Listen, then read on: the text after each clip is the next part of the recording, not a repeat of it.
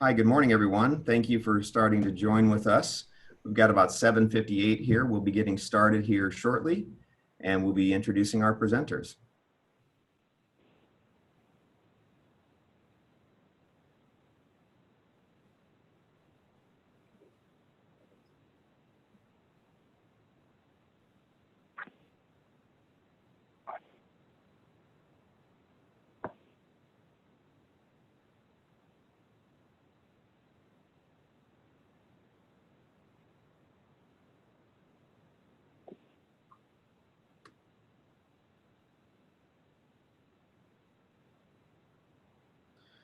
Hi, good morning. For those who are joining us, welcome. Welcome to the MML webinar.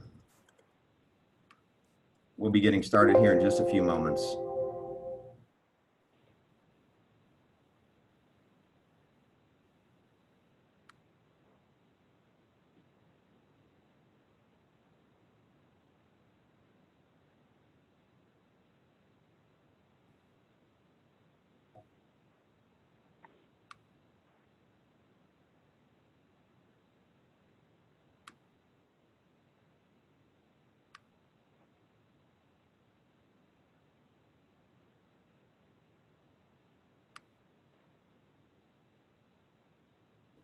Hi, good morning, everyone. Thank you for joining us. We'll be getting started here in just a moment. We're seeing the number of participants tick up here, and we'll be ready to roll in just a few.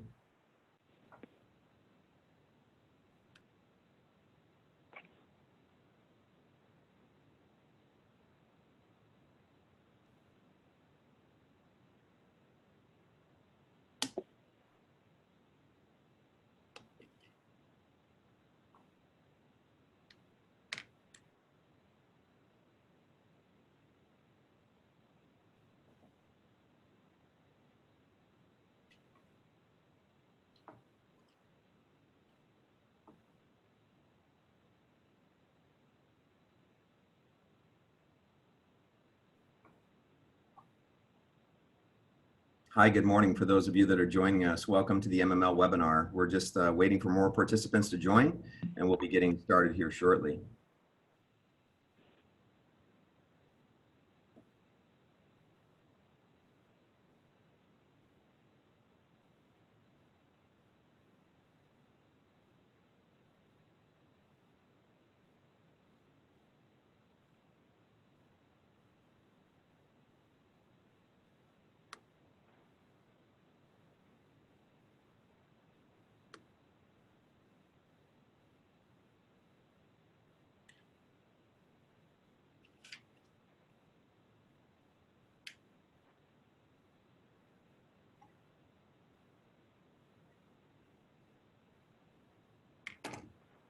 Hi, good morning. For those of you joining us, it's about 8:02. We're going to get started here in just a minute. We're just allowing more participants to join. We're just watching the counter tick up here.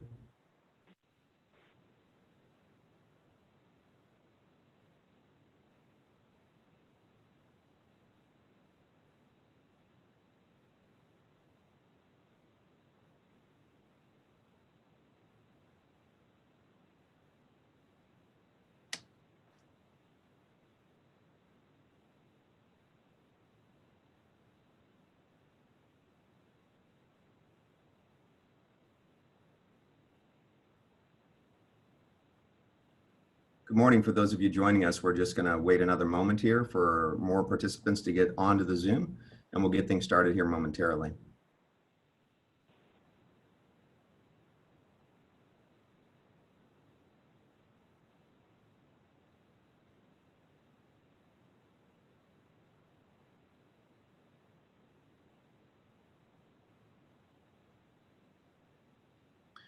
Okay, good morning, everyone. It's 8:03. I'm sure we'll have some more people join us as we keep going, but we're going to go ahead and get started. Thank you for joining us on this MML webinar. So this is our second webinar, helping out manufacturers and the people that help manufacturers, and helping manufacturers get the resources that they need, and essentially strengthening the manufacturing community in our region. So we have a panel of experts here today, and you know a lot of these names and faces. They are the sponsors of the Midwest Manufacturing Leaders. So we don't get an opportunity to hear from them as much as we would like. So we took this opportunity to help them help you by allowing them to share some expertise of what they do on a daily basis. So we've got a great panel here today, and I'd like to introduce who all is on the webinar. So first we have Kelly Huber with CMA. She is a consultant there, and CMA specializes in employee psychological testing and leadership development. So welcome, Kelly. Thanks. Hi, all. Next, we have Andy Scheck from Parkside Financial. Andy is the Executive Vice President there. Parkside Financial is a bank and trust and is your single source for all of your financial needs. So welcome, Andy.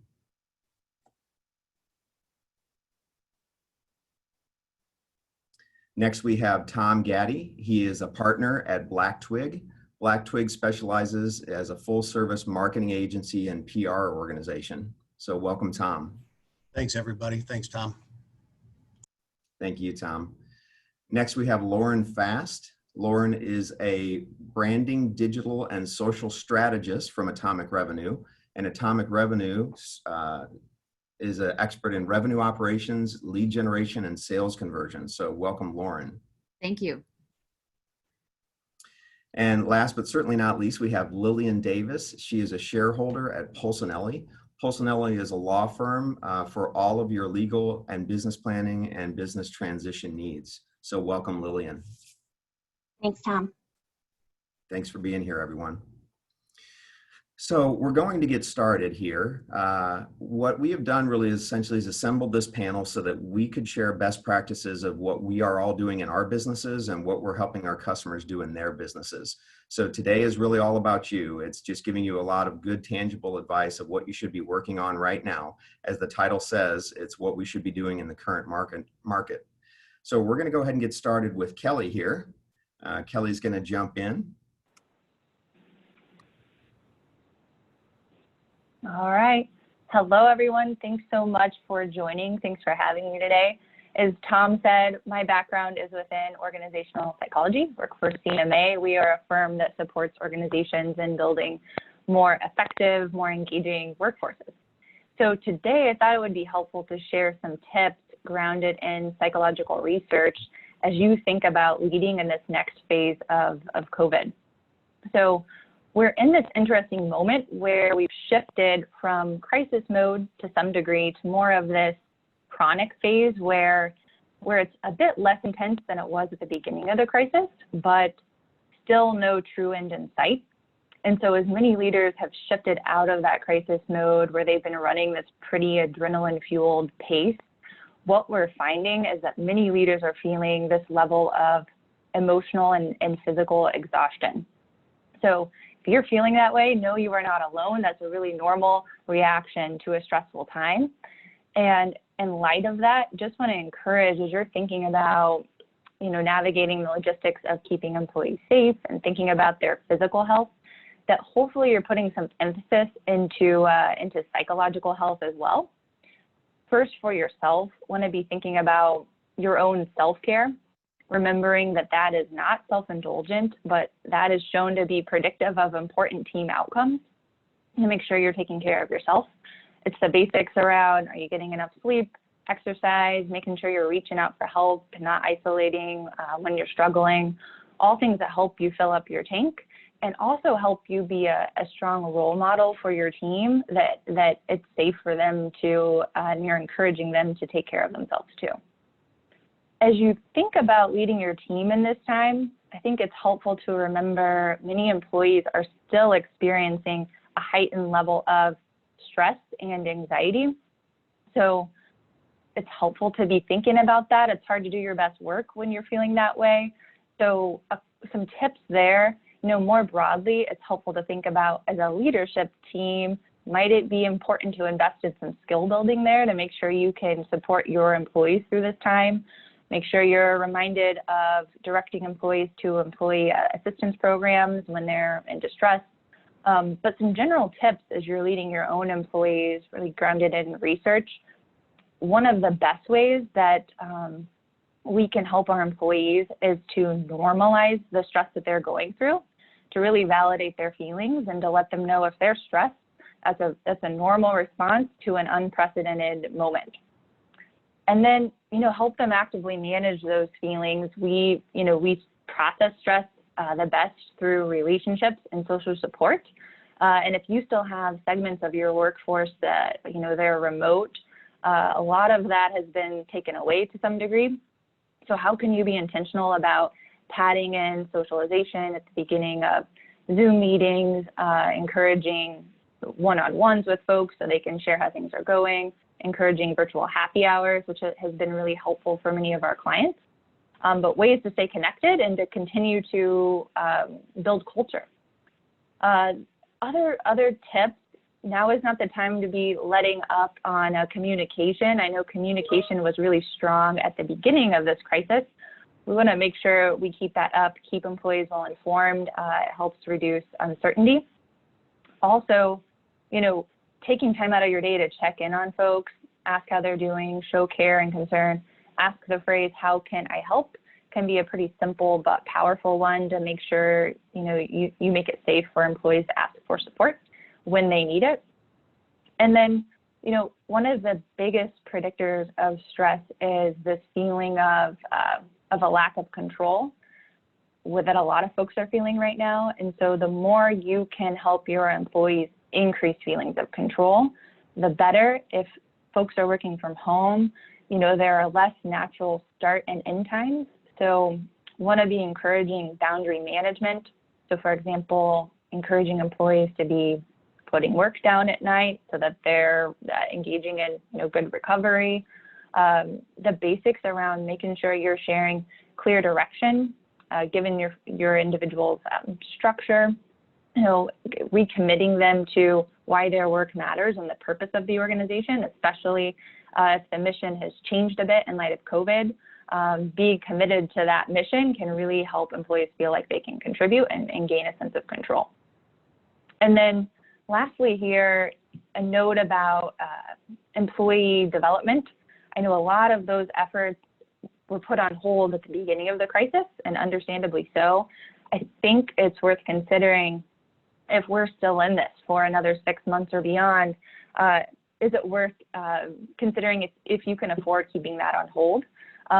Or might you want to think about pivoting some of the in-person learning to more of those online modalities that have been shown to be pretty effective and robust, and so that you're making sure you're building bench strength even in this season.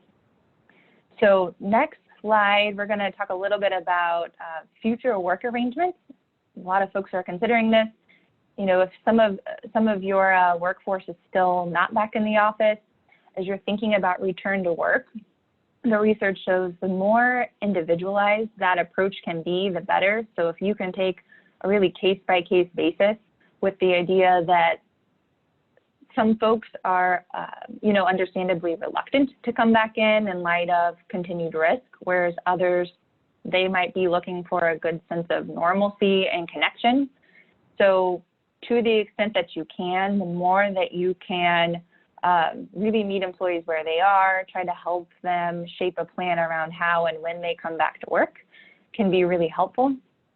Also, as you're considering that return to work strategy, check in with your employees and ask for their input. What we know is when employees are able to weigh in about their future work arrangements, they're going to feel more psychologically safe and comfortable when they do ultimately come back into the office.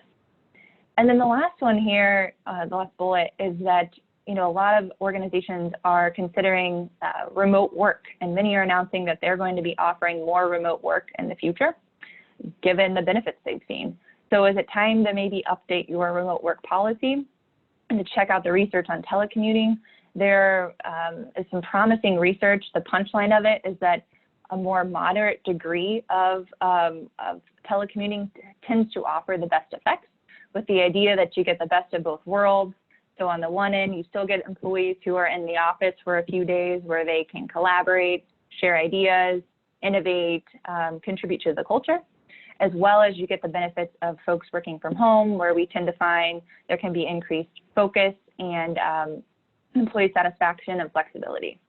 So worth considering, as many employees have gotten a taste of remote work, more may be asking for this. So it's worth considering if that may be a competitive advantage to be thinking about updating yours. And then lastly, taking a long-range focus. So when we are in crisis, what we know is that our focus tends to narrow, when we're stressed. So it can be helpful to take that 20,000-foot view. So these are a couple of tips. The first one is from a researcher, Adam Grant, and he talks about practicing this concept of mental time travel. The idea being that we can remind ourselves to go back in time and think about crises that we've faced in the past, strategies we tapped into, and ultimately how we made it to the other side. He also encourages fast forwarding to the future to think about, okay, let's imagine it's July 2021. How do you as a leader and as an organization hope to have evolved as a result of this crisis? So again, it kind of pulls you out of the weeds and into that 20,000-foot view. And then the last piece here, many of us have heard of the concept of post-traumatic stress. There's also this great concept called post-traumatic growth within psychology, which is the idea that many individuals after challenges and crises are going to grow as a result. And it's the idea that, I wish this hadn't happened, but in light of the fact that it did, as an individual, maybe I have a greater sense of personal strength and meaning. As an organization, maybe it's greater resiliency, adaptability, deeper connections, given that we've gone through a crisis together. So would encourage you checking that concept out. It's a really helpful one, and maybe a helpful reminder on especially tough days. So that is everything. Thanks everyone for having me, and I'll kick it back over to Tom. That was awesome, Kelly. Thank you so much. I really appreciate that. I'd just like to tag on to your mental time travel. Something that I had heard about and have been practicing is mental vacations. So as you fall asleep at night, if you can imagine your best vacation, where you were on the beach or Las Vegas or in the mountains skiing, wherever the case may be, but you actually put your mind there. What I've found is the more I can focus on it, I wake up feeling like I was in the mountains for the evening, and I wake up refreshed and I feel like I've actually been on a mental vacation. So awesome tip. Thank you so much. I love that. Thanks, Tom. Thank you, Kelly. Okay, great. So next we have Andy Scheck, the Executive Vice President of Parkside Financial. Welcome, Andy, and I'm going to turn it over to you. Hey, thanks, Tom. I appreciate it. Again, Andy, I manage one of the 3 commercial banking teams over here at Parkside Financial. And just a little bit about us, we're St. Louis based. We focus on manufacturing, service, and distribution clients really through the St. Louis metro area. From a size perspective, we're still relatively small, $650 million in assets. And our focus is on clients between $2 and $100 million in revenue, and really with debt needs between $500,000 and $15 million. Our technology has allowed us to spread our footprint, not only through the Southwest Missouri, Southeast Missouri, Illinois, but through a number of private equity relationships. We're in 25 states. So not just St. Louis based, but St. Louis focused. We brand ourselves as an uncommon partner. That's one of the marketing taglines that we brought on about 1.5 years ago. And the last 4 months have allowed us to really live that. My discussion today, really the topic is the CARES Act, specifically the Paycheck Protection Program, which we've all heard over the last 4 months or so, called PPP. I wanted to talk about how we responded to it, how we communicated with our clients, and how we continue to communicate with our clients as things constantly evolve. Helpful maybe to start 2 weeks prior to when PPP was really enacted. This is about spring break time for all of us. The first shelter in place orders in the country came about on, I think, the 17th of March, and they were in the San Francisco Bay Area. Well, we had a customer in Alameda County, which was one of the first impacted. So that kind of shook us, and we realized, we better start preparing for the worst, start having multiple conversations with our borrowers, and get focused on what everybody started to focus on, and that is liquidity, things are going to get shut down. How do we stay liquid? How do we move ourselves through these next weeks, months, maybe longer? So we realized that the banks and the banks throughout the country were going to play a huge role in stabilization. And again, this is long before PPP was put in place. So our conversation started every day. What is the immediate impact? What are the options? Banks first reacted with short-term lines of credit, a lot of principal deferrals, conversations about other outside dollars to come in to the company. And then we started hearing about the CARES Act. We started hearing about this PPP program, and that really piqued people's interest. The forgivability piece, the fact that a lot of borrowers qualified for it, and how will this be structured? So it went from, hey, bank, what can you do, to how can you help facilitate the PPP program? And then we learned quickly that the dollars were going to be deployed through the commercial banks throughout the country, which really proved to be a pretty attractive way to do it. We were all moving at warp speed. CARES Act passed on March 27th. The Treasury Department issued the first PPP guidance on March 31st. And Parkside sent out its first email to all of our customer base discussing how we were going to attack the PPP program. Because we were an approved SBA lender, but not a preferred SBA lender, I could count on two hands the number of SBA loans we'd do in a given year. We decided to partner with a third-party non-bank lender in order to assist us through the process. This was a big decision, a much thought out decision. And what happened, it proved to be the wrong decision for us, because just a few short days later, we pivoted and decided, you know what, we're going to internally focus. We're going to process these loans ourselves, and we're going to service our clients. That decision that we made was April 7th. We had our first submissions for approval through the SBA on April 8th. Funded our first loan on April 13th, and really worked feverishly, because in conversations with our clients, the big fear was the money is going to run out, and will there be a round two? So these were constant discussions, and we were trying to put everybody at ease, telling them what we thought was going to happen, not what we knew was going to happen. Fast forward, we funded about 60% of our loans in phase one. The money ran out. There was mild panic. Phase two went live April 27th. We funded the balance of our loans, and in total, the bank funded 182 loans at $71 million of total commitments. For context, that's roughly a full year's worth of loan activity for Parkside, condensed into a 3-week period. So borrowers were running like mad. The bank was running like mad. And then after those loans were funded in that 3+ week period, there was an eerie quiet. It allowed us to take a deep breath. We knew liquidity had been addressed, and now we wanted to have customers and the bank focused internally on operations. And then all the while, we were going to prepare for forgiveness. I'm assuming most of the business owners involved in this conversation received PPP, got that done, dealt with their banks, and then the big open-ended question right now is forgiveness. How is it going to be handled? When the loans originally closed, we thought that there was going to be a massive wave for forgiveness about 8 weeks out, because the original timeline was 8 weeks. However, on the 3rd of June, the PPP Flexibility Act was signed into law, and that changed the weekly. It could now stretch 24 weeks, and then some of the payroll percentages also adjusted. So now, with those changes, a number of the borrowers that we have, I'd say the majority of our borrowers, will receive full forgiveness. But generally speaking, we were paused. Come the 16th of June, the SBA releases the forgiveness instructions and the applications. We blast this email out to the borrowers, but we say, guys, look at it. We can't really do anything with it. We all know that changes will come, and this timeline is inevitably going to change.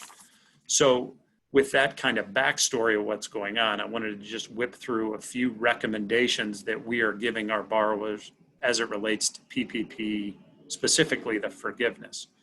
One, obtain the forgiveness application and the instructions from your bank. We have that now. We've been sharing it with blast emails and conversations. 2, prepare a draft and log any questions that you have as you move through these various applications and share them with your banker. Most of the questions are not going to be unique. We're all learning on the fly. So if you ask us a question, another borrower likely will ask us that same question. We can try to be well armed with the answers. Another one that we're really pressing is lean on your CPAs, your attorney, and even your payroll provider to give you the data you need and the answers you need. Banks have to somewhat be neutral in this process since we're the ones receiving the forgiveness apps and ultimately making the forgiveness decision and then submitting the detail to the SBA. We want to be careful not to fill out the application for the borrower and then make the same decision. That puts us in a weird spot. Next, be patient. I originally was going to say we don't expect any additional information regarding forgiveness until mid-July. Actually, yesterday evening, the SBA released another series of guidance to us and indicated that the portal for forgiveness, so banks will be able to upload forgiveness apps starting on August 10th. So now we have a timeline between now and then to assist our borrowers in putting together those apps and then be able to upload it. Once uploaded, banks have 60 days to respond to the borrower. So we're still not talking, all the answers won't be given that second week of August, but it at least sets the clock. And also don't submit your apps yet. Why don't you wait? Don't do that to the bank. Give them as much time as you can and also help you answer any questions or your other service providers to answer questions. Our promise as we look to our borrowers and as we talk to the business owners around town is we're going to overly communicate. When we have information, we're going to share it. We promise to move quickly. We'll adapt. We'll continue to change with the times. And ultimately, selfishly, we believe this might be, this is a good thing. This is showing the positives that a bank where you have a relationship with minimal amount of bureaucracy can be to a business owner. We like the fact that we are a small bank, we're located here, we're easily accessible, and we think the businesses benefit from that broadly, but specifically through this PPP process. That's really the info I wanted to share today. I know we'll be around for some questions a bit later, but I want to thank you all for the time and thanks for letting me tell you a little bit about our PPP. Thank you, Andy. Nice job. We really appreciate it. That's incredible information. Okay, moving right along then. Just catching up on our workflow here. So next we have Tom Gaddy, who is a partner at Black Twig, and Tom is going to share some information with us on gaining greater exposure through all forms of media during this time. Welcome, Tom.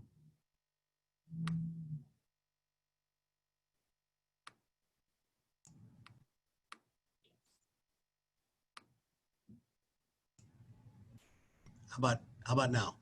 Yeah, great. And then I'm gonna have you start your video too, please.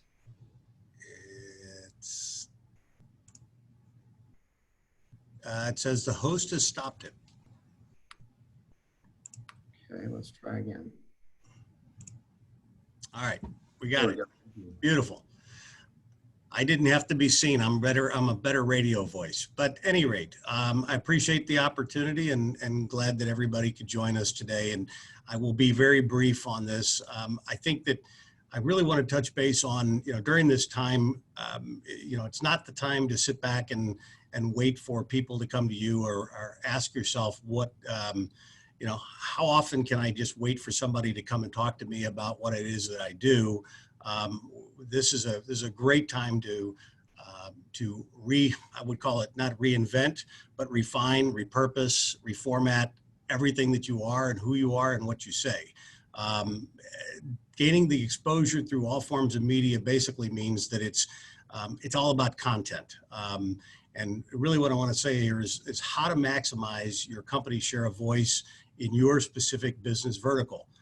We're talking, Black Twig offers a thing called active branding, which is something we've done for years, but it's a communication mixed, with the proper use of cutting edge technologies. And the bottom line is we have a lot here to utilize. There is not one marketing tool that is, I believe, better than another. I think they are all needed. And so we want to talk a little bit about the how the content works across all of these mediums. Obviously you want to educate your audience, and many of you are already doing this. And there's never really been more of a demand now for that creation of content. And as I said, reformatting, refining it, sort of repurposing it is critical. I don't know if all of you know this or not, but there was a phrase where, I wrote down content is king. That phrase was actually coined by Bill Gates in January of 1996 when he wrote an essay titled Content is King, which he published on the Microsoft website. The interesting thing is he began by saying, content is where I expect much of the real money will be made on the internet, just as it was in broadcasting. And he ends with, those who succeed will propel the internet forward as a marketplace of ideas, experiences, and products, basically a marketplace of content. So we've evolved to that point. I got to believe that the Bill Gates is smarter than I am. So what do? Well, you write content that's relevant to the audience. Now it sounds really simple and sort of basic that, a dull moment. Of course, I'm going to do that. But I think you have to look at whether you're talking to the end user or a company as manufacturers, are you making an end product for the consumer? Or are you making a product that's going to help support the operations of one of your clients? So you have to understand and you have to write that way. You have to be authentic. Everybody talks about being authentic, and I talk about it in terms of written, as if you were personally sitting in front of somebody describing what it is that you do about your brand, your product, to that individual directly. Simply put, being authentic means staying true to who you are. What you do and who you serve is critical. In an environment where more human elements matter, it creates value and benefits for your prospective customers, obviously, as well as it improves your business. And it has to be timely. Audiences want to know why you are different. Why you? Why do I pick you? So you have to sort of put that into your narrative, but in a timely piece, it's really that piece of the puzzle that people find all of a sudden, gee, I didn't know I had the problem. And now this piece of the puzzle actually fits better because I learned about it from something that you actually said. And I'll get into where you're going to say it in a minute, but it is that piece of the puzzle that actually can help people make decisions and not realize that they had another option. And I went through this recently with a client. They were looking for a manufacturer of something specific, and they thought that their options were in one direction, only to find out that we figured out there was somebody else out there that could do it a little differently. And ultimately, they ended up not only winning the project, but they've actually refined the whole product that these folks are making. So it was and they didn't even realize that they were going to have an issue. Or could the product have been built a different way and be fine? Sure. But this actually enhances the product, and I think it's going to be a better one for it. Next slide. So, sharing the knowledge, something substantive. You don't have to give away the secret sauce, but our recommendation is that you build a series of thought leadership, client success, or project profile case studies. Basically, it's trying to figure out and use examples of how you've moved the needle for your own clients. The case studies and examples of applications that you've done, engineering successes. I mean, again, you don't want to give away the secret sauce, but how have you helped your customers solve a problem that they didn't either A, realize they had, or they came to you and were looking for that extra help.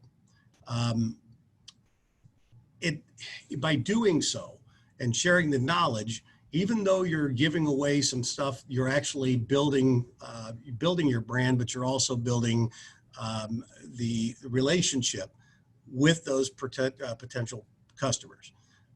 When we talk about marketing platforms, and I mean everything, and it's all about the content. You can talk about stories or bylines. You can talk about the media relations piece. You can share it on social media. You can use that same information, that same content for e-newsletters. You can do drip mail. You can do it as a blog. You can create, vignette videos, downloadable white papers, things that people are going to want to use or want to know. But you've got all these platforms, whereas in the past you were, virtually relegated to buying ads. There's other ways of doing it, and so I'm not going to get into the paid piece of it as well. But there's ways to enhance everything that we're talking about when you're dealing with trade media, or social or e-newsletter, and enhance that even more. Audiences basically want to know why you're different. Okay, and I don't think there's much more to say other than that. Next slide, Tom. The media placements, as I mentioned, is a big piece of what we do, but it's also, people look at it and say, well, it's just media relations and it's just PR. Well, it is and it isn't. It's great fodder for content, number one, but those you can utilize those stories, those bylines, when we're talking about, as I mentioned, the emails, the social media aspect of things. The great news about this is you can do long form placements or content on LinkedIn, as well as short form, and being out there and active, sharing your information in multiple places is where you want to be, because we don't know where that next prospect is going to get their information from. But we know one thing: we will ultimately drive them back to our website, or should drive them back to the website, to gain more information and to validate their thought process on why you. Next slide, Tom. So whether it's doing it internally or using a firm, the only way you're going to do all of this stuff and make sense of it and spend the money doing it is by tracking and measuring. You've got to determine, what's your return on investment through key performance indicators. And that's where the CRM or marketing automation tools come into play. Sales automation tools are out there as well, which is definitely different than marketing automation, because it puts really the content in the hands directly with the salespeople. And it's different than marketing. Marketing is overall, the marketing automation piece is you plugging in information about the company, specifically giving them content that is showing you as a thought leader. And the sales piece of it is really just virtually one-on-one, or seemingly one-on-one with your prospect. Utilize whatever you do. I would tell you this: invest in CRM and marketing automation. It doesn't matter which one you use. You have to use something. Whether it's HubSpot, ACT has a new program out where they've also done CRM marketing automation. Salesforce is the big one that's out there. Everybody knows about them. And then there's little ones like Less Annoying CRM. And they are, it just depends on the business and what you want to do.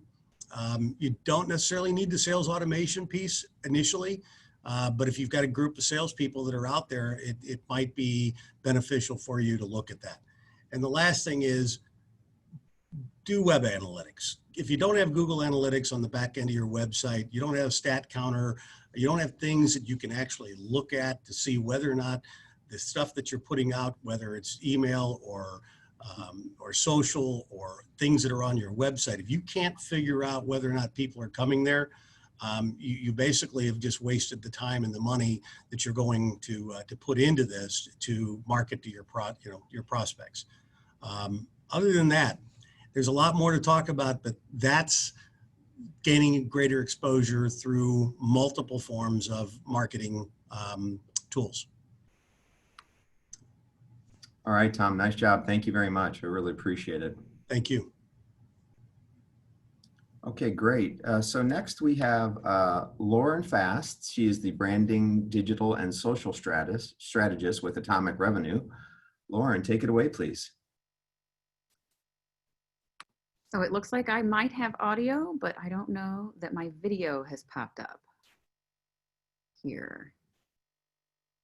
It says I'm unable to start video. I'll give you a second to give that a go. Can you hear me? I can. Sorry, Lauren. I've That's lost. okay. I'll wait.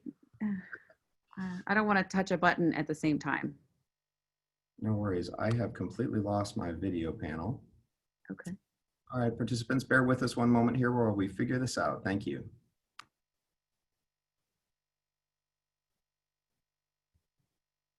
Well, while you're doing that, out of respect for everyone's time,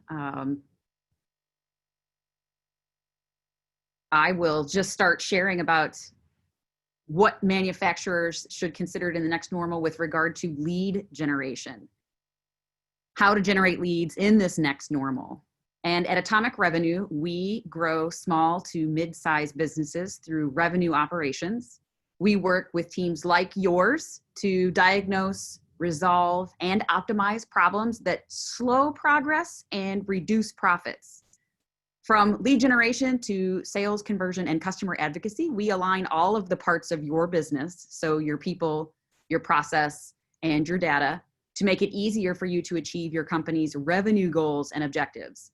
And I mentioned diagnose, resolve, oh, look at that, start my video. Resolve and optimize as our process for you and for our own adaptation within the next normal. We also utilized this proven formula to shift or pivot or adapt our own selves under COVID conditions. Like Kelly said at the top of this call, and because we are all in this together, we identified and diagnosed what changes we were going through and what our customers were going through. And we made adjustments to our policies and resolved issues that no longer exist or no longer work well for customers in the current climate, and optimized what we do well in revenue operations, which is to have a keen and nerdy pulse on the profitability and growth of a company with a creative and modern understanding that marketing in all forms and finance, marketing and finance in all forms, lead generation and budget, customer experience and future growth are all parts of a business that touch every single department every single day. So retention, expansion, and advocacy. Oh my. From a retention perspective, I really just want to echo that all of the outbound and inbound marketing communication through all touch points should remain specific and consistent to your brand's identity, and should remain consistent and specific to the platforms where you know that your current clients exist.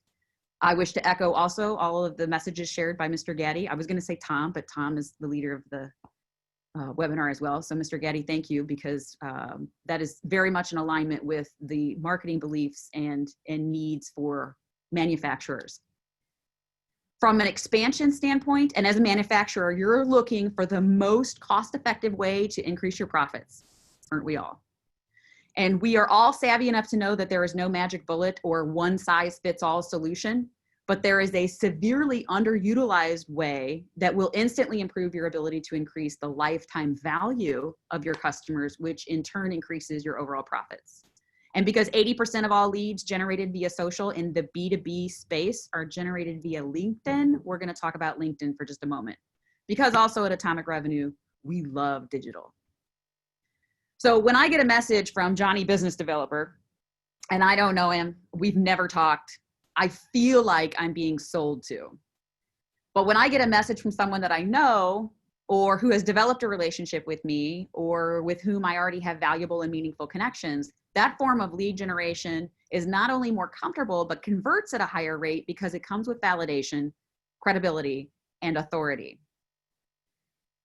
So what we are specifically doing at Atomic Revenue right now is training companies how to effectively use LinkedIn across departments. So I'm not talking about just a marketing department, whether you're saying, hey, agency, or hey, internal person, this is what we're going to start doing.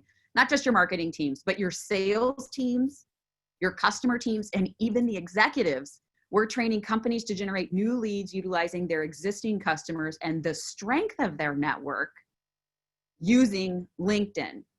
So while this is born out of necessity, and necessity is the mother of invention because we can't see people in person like we'd like to, then this is a skill that's needed now and something that will stay through into later. I think that you and I can both agree that we've discovered lots of different ways to communicate and different ways to conduct our business that are efficient, that do work, that do prove to have an ROI, and are doing the things that we need them to do. What we have discovered is that these LinkedIn opportunities are definitely falling into those headings of helping us to retain our existing clients, helping to expand our lead generation opportunities, and then moving into the next phase, which is our advocacy proof. So we have 3 ways of delivering LinkedIn training right now. Our customer operations revenue growth program, which is in partnership with Stark and Associates, is one version. That is a very intense version that takes about 3 months and is really all encompassing and is a fabulous detail into LinkedIn opportunities. Some pre-built online LinkedIn courses is another way that one could get access to this skilled training, and then custom LinkedIn training to support companies' individual needs is a third way that we've adapted to fill the gap of not meeting in person, not going to trade shows, and not hosting in-person events like we used to at the Lodge. So from an advocacy standpoint, definitely do not stop creating case studies and sales collateral. Don't stop enhancing your customers' online and digital experience, because the customer experience, beyond delivering on the promises and satisfying with what you said that you would do, you create advocates, and advocates have a very high ROI. When you turn existing customers into raving fans, and when you empathetically solve and support the problems of your customers, you expand your marketing team, you expand the foot soldiers, you expand the boots on the street, you expand the fingers on the keyboard that have the ability to talk about you and to train other people about what it is that you do, the problems that you solve, how well that you've delivered, how well that you solve them. And then they return again and again based on their experience, based on your support, based on your company. And once advocates are developed and then encouraged, and you'll be filling the top of your funnel again. So this comes right back up to the top. And the leads that are generated from advocacy become your highest profitable dollars, because you're paying perhaps your own teams to do their work. So back to your marketing team, your sales team, your customer team, and then the executives. And then perhaps there's a marketing element that for an internal or an agency form. But when your customers are the ones that are bringing people back in and helping to generate the leads, that is without a doubt your most profitable dollar. And beyond what I've just shared, the opportunities to generate leads, grow, and increase revenue are robust. Our digital audit program, our revenue diagnostics, and our fractional support services are just a few additional ways that we enhance RevOps in the manufacturing world and in our current market. So there are many different ways to talk about generating leads in all of the touch points that speak to specific marketing tactics, but LinkedIn we have identified is an underutilized way, and within the scope of our 10-minute frame of time that we are given today to share, we really realized that if we were to give one solid golden nugget takeaway, it would be to utilize LinkedIn to generate leads in your manufacturing world with all members of your business, because they know, love, and understand they need the company to be successful as you need and want the company to be successful. And that vast army of typers and clickers and communicators have networks beyond what you could buy or pay for or just entice. There is a relationship that already exists there, and you can empathetically connect with individuals and make that human to human connection even when we can't see people human to human. So from Atomic Revenue, we love LinkedIn, and we would encourage you to start there. Thank you, Tom. Thank you, Lauren, and nice job working under pressure. So thanks for kicking off with no video and then going to video, and thanks everyone. No problem. Work through the newer technology here for the MML group. All right, thank you, Lauren. Thank you very much. And then next we have Lillian. So Lillian is our last but not least speaker, absolutely, and she is a shareholder at Pulsanelli. So Lillian, take it away, please. Good morning, everyone. Thank you, Tom. So as Tom mentioned, I am a shareholder at Pulsanelli. I am specifically in the Labor and Employment Department. So we are getting a ton of questions from all employers regarding the best practices and protocols to put into place at this time as everyone starts either returning to the workplace, or if you've been operating during this pandemic. So as a lawyer, of course, our main concern is limiting the employer's liability. So while we absolutely have at the forefront of our minds keeping your workforce healthy so that you can remain effective and productive, because in many cases, if one individual comes in and presents with COVID or similar symptoms and can get other individuals sick, that can have a debilitating effect on the rest of your workforce and the ability for you to operate. So what we are thinking about and keeping at the forefront of our minds is keeping your workforce healthy, keeping employees motivated to continue coming to work, and then also limiting your liability. A big question that we have in the legal world right now is what lawsuits are going to come out of this post-pandemic or pandemic world that we are currently living in, because we're of course not out of it yet. So as many of you likely know, when there is a work-related illness or a work-related injury, that is generally covered by the workers' compensation statutes. Unfortunately, we have been seeing a number of cases already being filed in federal courts and state courts alleging that COVID-19 exposures were the result of the negligence of employers. Sometimes there's wrongful death claims, and that of course comes under common law personal injury claims, which really opens up the potential for liability and damages because it's not limited by the workers' compensation statutes. At this time, all we can do is keep track of what the court rulings are. We're relying on the courts to set precedent as to whether or not these cases are preempted by the workers' compensation statute. So while we are waiting for that, what we really want to do is put the best practices in place to both protect your employees and protect the company. I could literally speak on all of these practices and protocols for hours, but in the 10 minutes that we have remaining, do you want to just do a high-level look at some of the policies and protocols that we recommend employers put into place? What we are really recommending to all employers is to strategically sit down and really look at your workforce, look at what is going to work best for your business. This is not going to be a one-size-fits-all for every employer, especially all manufacturers. You all have different facilities that you're operating with. You have different setups with logistics. Your shifts are different. So what you want to do is sit down, look at your workforce, and come up with a plan. You do not want to be dealing with these policies or a potential exposure that comes in to the workplace on an ad hoc basis. That's just going to create an environment of pandemonium.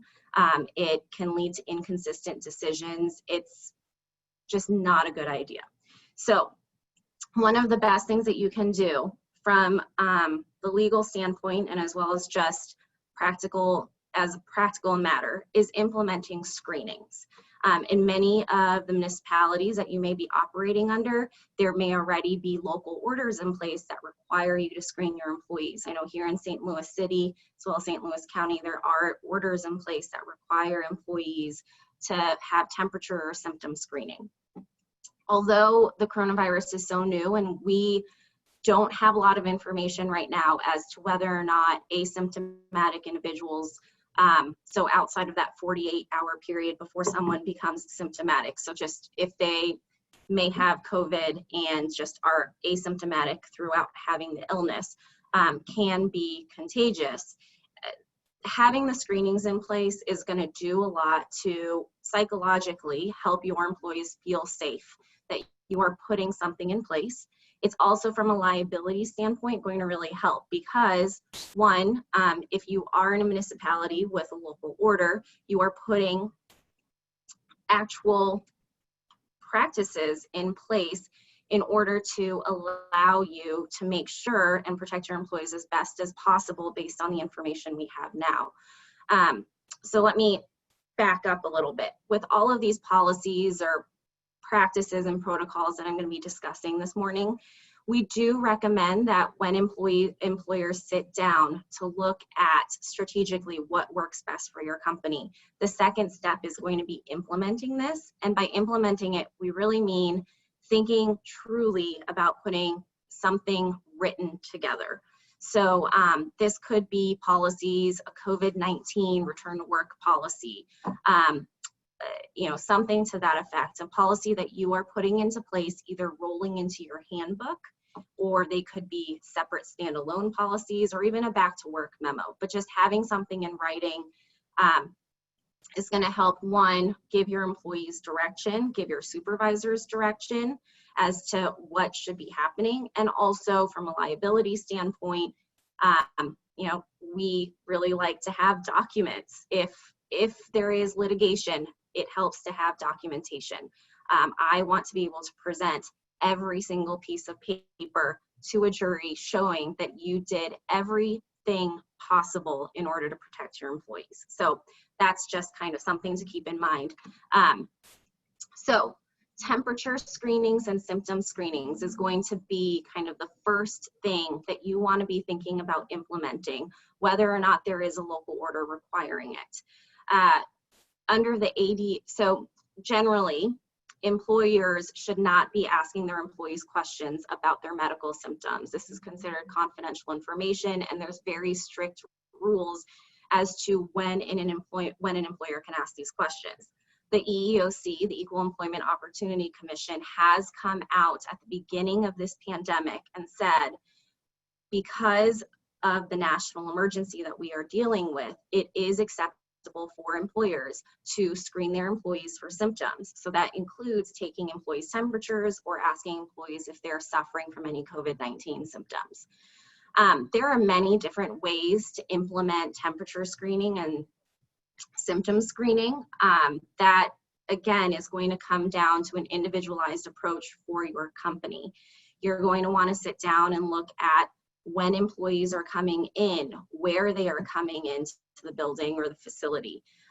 In some cases, it may make sense for you to do self-reported screening. So with self-reported screening, you are relying on your employees to take their temperature every morning, do a self-screen to see if they are suffering from any COVID-19 symptoms, if they believe they've been in contact with anyone who has COVID-19, and report their symptoms to you for you to be able to make a decision as to whether or not an employee can come in. With on-site screening, there are other things to juggle. So logistics, you want to be able to screen the employees before they enter the workplace.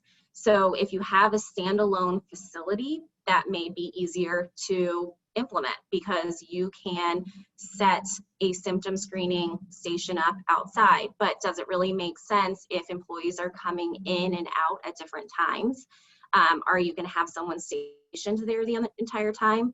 Another thing is if everyone is coming in at one time, maybe logistically that is easier, but at the same time, then you have issues regarding confidentiality and wage and hour issues with people waiting in line. So these are all different thoughts that you need to keep in mind, but you can work with counsel to determine what is best logistically for you.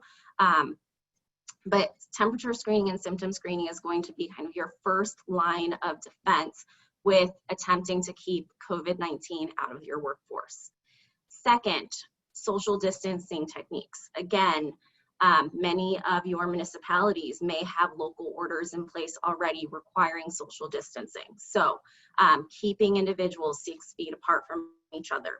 We are really at this time recommending that to the extent you are able to have employees work remotely if possible. Again, this is not going to work for every business. It's not going to work for all of your employees. Some employees need to come into work while some employees can work remotely. This is a strategic decision that you're going to need to sit down and really look at. There are also concerns regarding what personal protective equipment employees should be wearing, whether or not you should put any protective barriers up between workspaces. There is guidance from both the CDC and OSHA. And let me just say, whenever there is guidance out there, yes, it is just guidance. It is not a requirement yet. From a liability standpoint, to the extent it makes sense or you're able to implement the guidance that is out there from the CDC or OSHA, it is your best bet to follow that guidance. Again, from a liability standpoint, if courts decide that COVID-19 work-related illnesses are not covered by work comp statutes, then the best way to limit your liability is to be able to say, you know, we took every precaution, and the CDC and OSHA put out this guidance, even though we weren't required to follow it. We put this in because we have our employees at the forefront, our employees' health at the forefront of our mind. Cleanliness. So it makes me laugh that some of the things that we are publishing posters about at this time are very akin to things that I have a 3-year-old and a 1-year-old that I am teaching my children at home. Cleaning your hands when they're soiled, washing your hands regularly with soap and water. The cleanliness issue, you again want to remind your employees to be vigilant about cleanliness. You also want to have a plan in place for increasing deep cleans, disinfection, sanitization of your facilities. So strategically thinking, does it make sense to have your entire facility cleaned every day? Does it make sense to have your entire facility deep cleaned twice a day? Keeping hand sanitizer, sanitizing wipes at areas that are high touch surfaces or in common space areas. You also want to have a plan in place, not just for daily cleaning of the facilities or workspaces. You also want to have a plan in place for what to do if an employee presents to work with COVID-19 or having had a potential exposure to COVID-19. So there are CDC guidelines to follow under that, and it's going to depend on specific industries. But generally, we're going to want to shut down any area where there has been a COVID-19 exposure. And then you can think about whether or not the entire facility needs to be cleaned based on whether the employee, you know, stays in one workspace, or if they move around, or if they generally have used a lot of the other common workspaces. So Tom, if you can go to the next slide. I know we're running out of time. Okay. So other employee back to work considerations and policies are, you know, travel. We are recommending limiting travel at this time. There is a lot of gray area with whether or not you can limit your employees' personal travel plans. Generally, you do not have the ability to control whether or not your employees on their own time during the weekends can travel or make decisions as to whether or not they go somewhere with a high rate of infection of COVID. There are already states that have bans individuals or requiring individuals to quarantine after they've traveled to certain states. You want to keep apprised of those orders. Missouri, unfortunately, is a state that is on the high risk list for states such as Connecticut and New York. You can implement policies that will require employees to quarantine after traveling or after personal travel. And you can advise your employees that they have to tell you about their personal travel plans and also what best practices they should utilize while they are traveling. So there's a lot to be considered there, as is with leave and modified work arrangements. So as many of you have probably heard about in the last few months, the Families First Coronavirus Response Act applies to any individuals that have, or any employers with 500 or less employees. So balancing the new FFCRA and also FMLA and ADA concerns, and then also making arrangements for individuals and implementing policies, because while you don't want employees to just be out of work when they have no legitimate reason to be out of work, just because there's a pandemic going on doesn't mean that employees don't have to work. But you also want to have policies in place that are going to be encouraging employees that have symptoms, or really actively encouraging employees who present a risk to your workforce not to come to work, because that can have a horrible effect on the rest of your workforce if somebody comes in, and again, if your entire facility has to be shut down. And then from there, like Kelly mentioned earlier, looking at revamping work from home policies, just because that is something that is much more at play in this landscape. And then finally, a pandemic response plan. So not only putting preventive measures in place, but what happens when there's an exposure or a potential exposure. And there are time limits with that based on CDC guidance, which work with counsel can help you through those questions. So before I wrap up, I did just want to mention that Polsinelli has put together a COVID-19 task force to answer questions across all the industries, not only employment related, but there's going to be questions that come up with your contracts, health related issues, etc. So there are a number of resources available. We actually created a COVID-19 blog. So if you go to Polsinelli's website, you can find the COVID-19 blog, and there's a number of resources there, including past blog posts, past webinars, and of course, contact information if you have any questions. That was awesome, Lillian. Great information. Thank you so much. I really appreciate it. Nice job. Okay, everyone. So we've had some questions come in through the Q&A, and we've also had some questions that came in previously through email. So we're going to go through some of those right now. So all the sponsors, if you wouldn't mind turning your cameras and your audio on here, we'll kind of go round robin on some of these. So Kelly, one question that came in is that if we have moved from crisis to chronic, what comes next after chronic? Yeah, there is some good research that, we don't know how long the chronic phase will be. Anyone who predicts that, they probably don't have a lot of good data on that right now, given that we don't know where COVID is heading.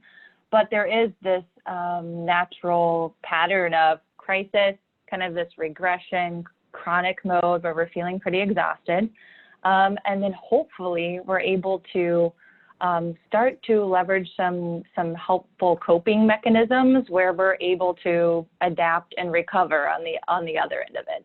And that's where we get to that piece around of post-traumatic growth, and we're able to hopefully build some resiliency on the back end of the chronic phase. But I would say it seems like we're going to be in that, at least many organizations are going to be in that chronic phase for some time now as we continue to kind of weather the storm. Great, thank you.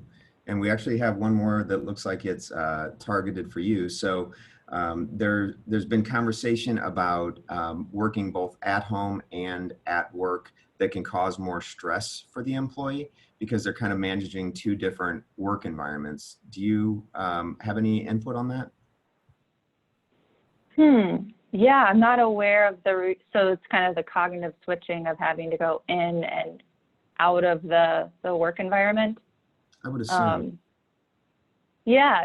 I don't know if there's a lot of research out there that discusses that. I've seen the other end, which is that offering of flexibility can tend to be helpful. I would say every individual is different. So the more you can take an individualized approach, if you do go with a moderate approach to work from home and work in the office, some folks might want to work from the office more, right?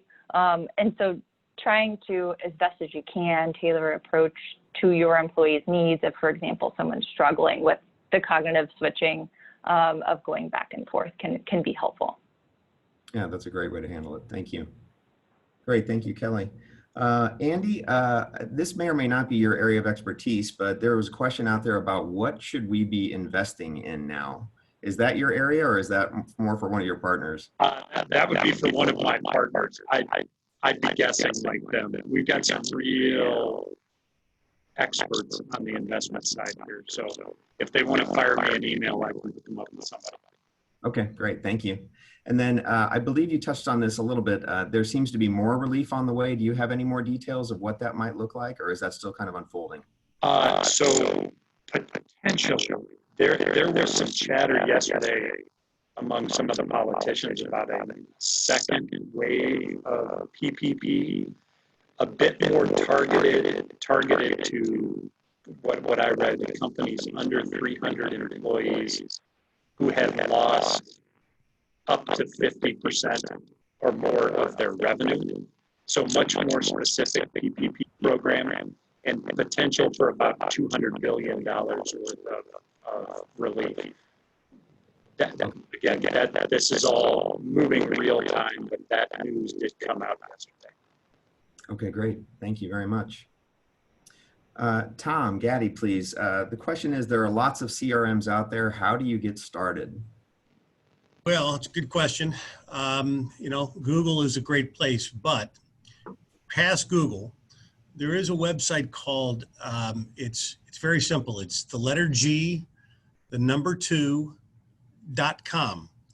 And basically G2 is a great source for anyone who is looking to buy any software for that matter, because it gives you an amazing list of comparisons, whatever it is that you're looking for, from marketing services, professional, staffing, translation, you name it. It's a fantastic piece, and it's where, when we decided to go to ACT internally, and I'd used HubSpot before, I'd seen Salesforce, I've done presentations with other folks on other ones, and I chose ACT this time around because I was familiar with it. I've been using it since the MS-DOS days, so I'm not being paid to sell ACT, and I'm also, because it's MS-DOS days, you know that I'm old.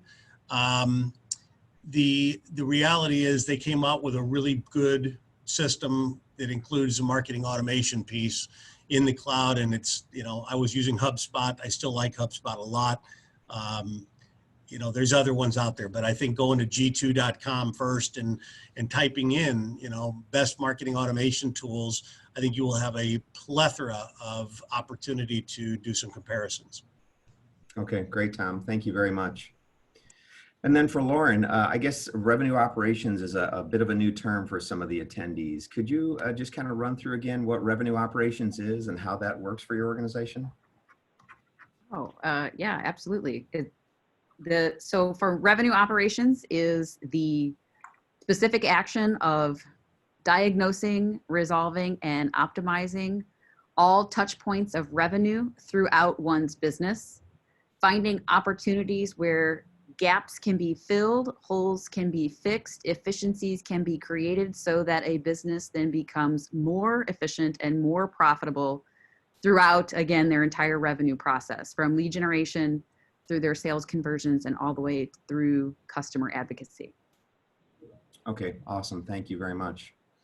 And then Lillian, one question your way. The concern over for employers about you know, if COVID enters into the workplace and it is spread, that concern over, you know, employees coming back against the employer for that. I know that we've heard lots of conversations about, will that be something that, you know, the federal government may say that they cannot sue a company for. Is there any indication of which direction that is trending or how that is happening?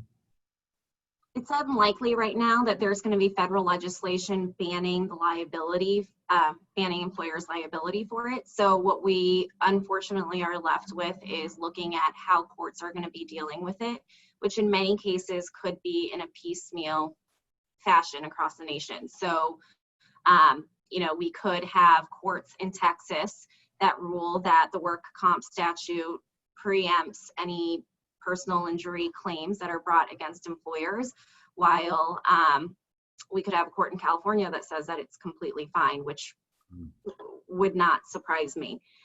So unfortunately, litigation takes years, and we're likely not going to have a clear-cut answer on this for 2 or 3 years at earliest. Okay, great. Thank you for the clarification. Well, nice job, everyone. We're at 9:13, so we're a couple of minutes early here. For all of our attendees, on screen is all the contact information for everyone that is on the presentation today with their email addresses. Do please feel free to reach out to any of those people with any of the questions that you may have. But I'd like to give our panelists a round of applause and say thank you very much. Great information. And thank you, everyone, for joining us today. We will be putting out email blasts about what we're going to do for our next MML events. For right now, we're going to hold in webinar mode just because we can't get enough people into the DePere Lodge just now. But what we are going to do going forward is we plan to stream our events going while they're live. So you'll have the option of attending in person or attending live via stream. So thanks again to everyone. Hope you enjoy the beautiful weather this weekend, and nice job again to our panelists, and everyone take care.